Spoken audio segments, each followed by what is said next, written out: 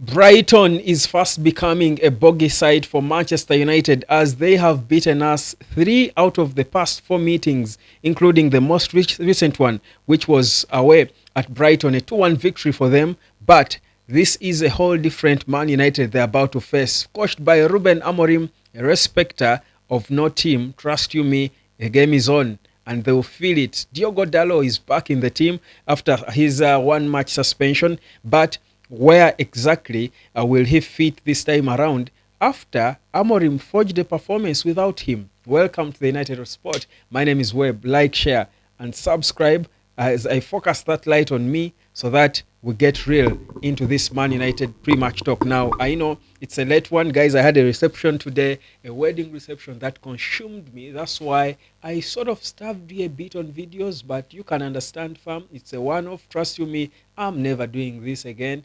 I mean, it's been a first wedding I think I've attended since I was a best man so long ago, I think late last year. So honestly, it won't happen so many times. So please pardon me, subscribe, like, and share, and rely on me for everything Man United. Now, listen, Diogo Dalot is back in the team, and we do know certainly will probably take the place on the left. That's the left wing back department. That's why the debate will. That's not where the debate will be, because honestly, I think he needed the rest. If you ask me, I think Diogo Dalot needed that rest, and he's coming back fresh, and we hope being fresh will make him look different because he has been trying to improve. If the past games were anything to go by, before that red card, Dalot was sort of improving, really, in terms of his work rate, in terms of how he understands how Amorim wants to play. He has got some elements of improvements that you want to look at. Perhaps that's why he has always been a mainstay in the team under all the regimes, from Erik ten Hag to Ruud van Nistelrooy, who is struggling, losing games for fun now with Leicester City. This is the guy you were excited about. But anyhow, Dalot is back in the team, and that's the only, I think, news I can tell you in terms of players and personnel are back for the game. But Manuel Ugarte and Kobbie Mainoo, the midfield will be the place of debate. Who starts in the middle? Toby Collier made an impressive cameo in the last a game, and you get a sense that there is a player in there that this boy certainly can be a proper player. I feel that he's not ripe yet to start, honestly.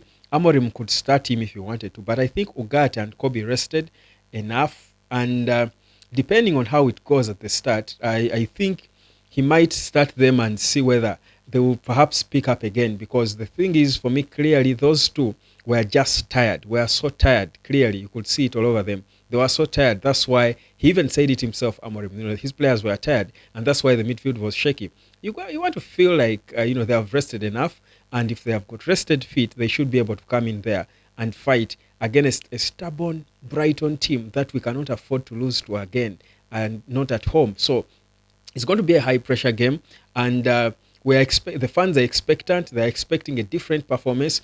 I must say that it's going to be a tricky game for Amorim in terms of deciding, because you look at how the last game ended and you're thinking we had control of the middle, and that's when we had, because that's when we brought on Collier and Bruno dropped back to the midfield to be a central midfielder.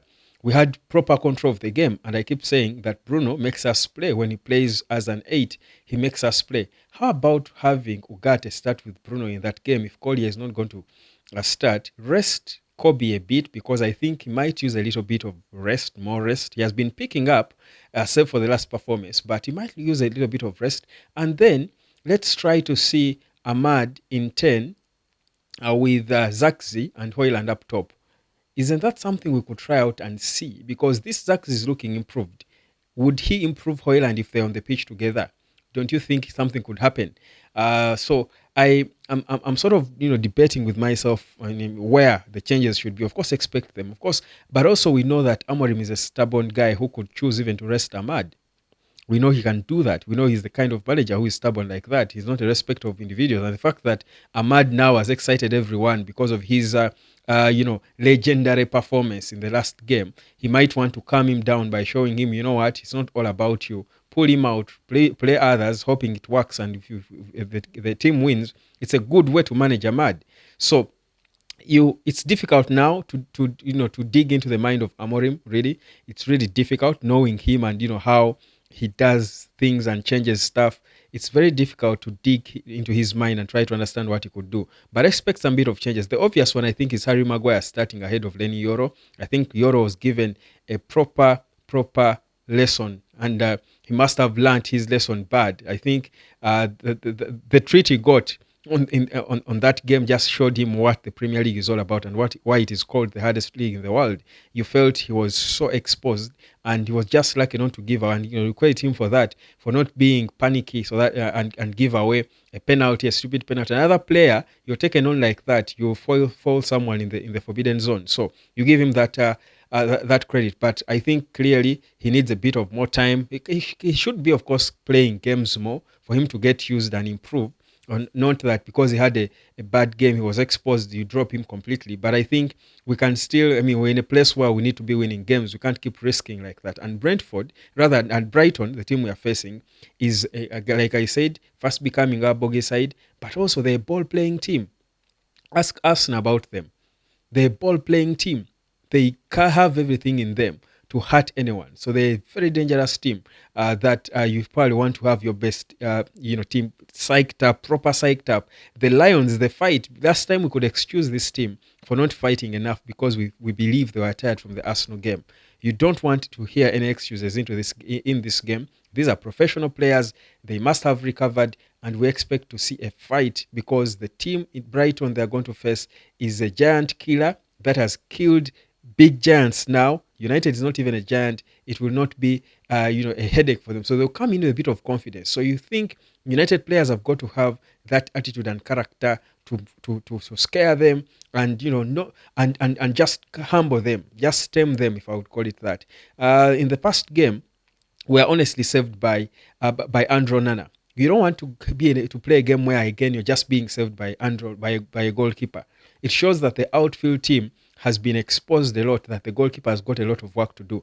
And not that Onana shouldn't be on his best behavior. He's part of the team. He also should be playing at the same level he played against Southampton. But the rest of the team has got to come to the party, proper come to the party. So from the start of the game to the end of it, we expect total control. So if it were up to me, I would pull Bruno out of the 10 and put him next to Ugarte.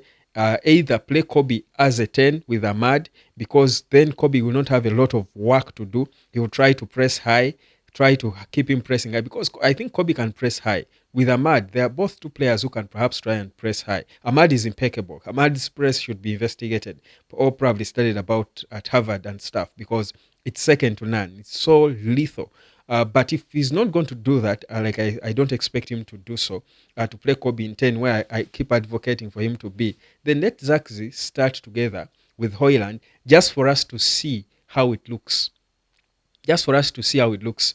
I feel like for Garnacho, it is still not convincing. We might want to keep playing Garnacho just because of, trying to sell him and get clubs, to rush and try and pay the 70 million quid they're trying to get from whichever clubs are interested, the Napolis and the Chelseas and the likes. But the reality is, if you want performances and games to win games without pressure, you need to be having your best team, the team that is going to give you the best chance at winning the game. So for Garnacho, perhaps he has proved that he can also be a good impact substitute. Keep him on the bench and let him come on off the bench if things don't happen for Zaxi and Ahmad and Hoyland up top. Just switch it up, let him come off the bench, replace Hoyland if he doesn't perform, and let Zaxi play go into the night. I feel like this is a game for Amorim to try out something new, especially with his forwards. He spoke about in the pre-match press conference about how the team is not scoring enough goals, and he thought it is a team problem, not an individual problem for Hoyland. Love to hear that. Coach protecting his players, they will certainly fight and play for him. But the reality is he has got to do something about it. Not just talk about it. There's got to be solutions that come from this team. And they can only come if he switches things up a bit until he gets it, what exactly has got to be done. But that said, I think under Amorim I've regained my confidence in the team and belief when I'm going into games, especially at Old Trafford, into predictions.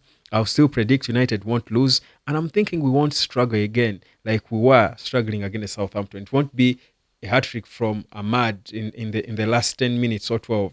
It will be a comfortable win for United. Of course, Brighton will make us work, but it will be comfortable, if you know what I mean. Like, share, and subscribe. 3-1 is my prediction.